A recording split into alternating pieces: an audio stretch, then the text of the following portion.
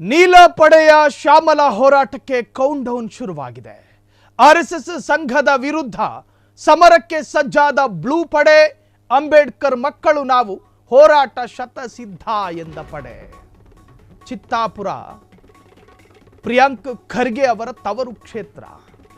ಆ ತವರು ಕ್ಷೇತ್ರದಲ್ಲಿ ಆರ್ಎಸ್ಎಸ್ ಸಂಘಟನೆ ನಾವು ಎಲ್ಲಿ ನಿಶ್ಚಯ ಮಾಡಿದ್ವೋ ಅದೇ ಸ್ಥಳದಲ್ಲಿ ಪಥಸಂಚಲನ ಮಾಡ್ತೀವಿ, ನಮ್ಮ ಪಥಸಂಚಲನಕ್ಕೆ ಯಾರೂ ಅಡ್ಡಿಪಡಿಸಬಾರದು ಅಂತ ಹೇಳಿ ಹೈಕೋರ್ಟ್ ಅಥವಾ ನ್ಯಾಯಾಲಯ ಹೇಳಿದಂತೆ ಡಿಸಿಗೆ ಮನವಿ ಮಾಡಿದ್ದಾರೆ.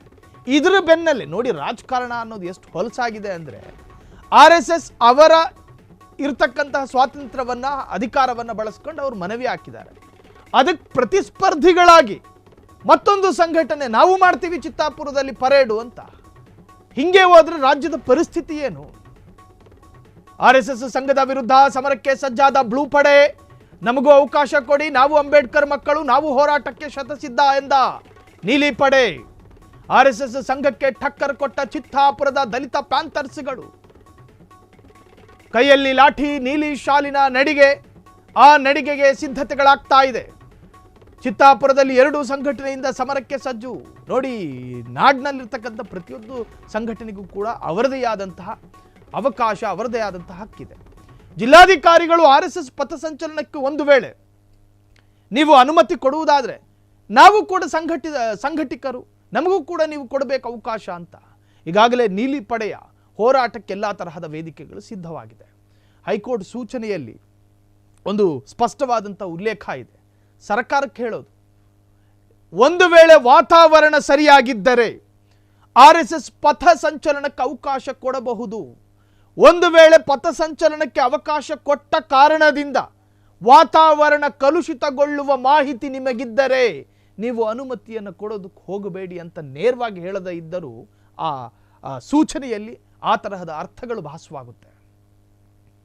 ಹಾಗಾಗಿ ಈಗ 2 ಸಂಘಟನೆಗಳಿಗೆ ಅನುಮತಿ ಕೊಡಬೇಕಾ, ಅನುಮತಿ ಕೊಡಬಾರ್ದ, ಡಿಸಿಯ ವಿವೇಚನೆಗೆ ಬಿಟ್ಟಿರೋದು, ಅದು ಜಿಲ್ಲಾಧಿಕಾರಿಯ ವಿವೇಚನೆಗೆ ಬಿಟ್ಟಿರೋದು. ಆ ಜಿಲ್ಲೆಯಲ್ಲಿ ಇಂಟೆಲಿಜೆನ್ಸ್ ಇರುತ್ತೆ, ಗುಪ್ತಚರ ಇಲಾಖೆ ಇರುತ್ತೆ.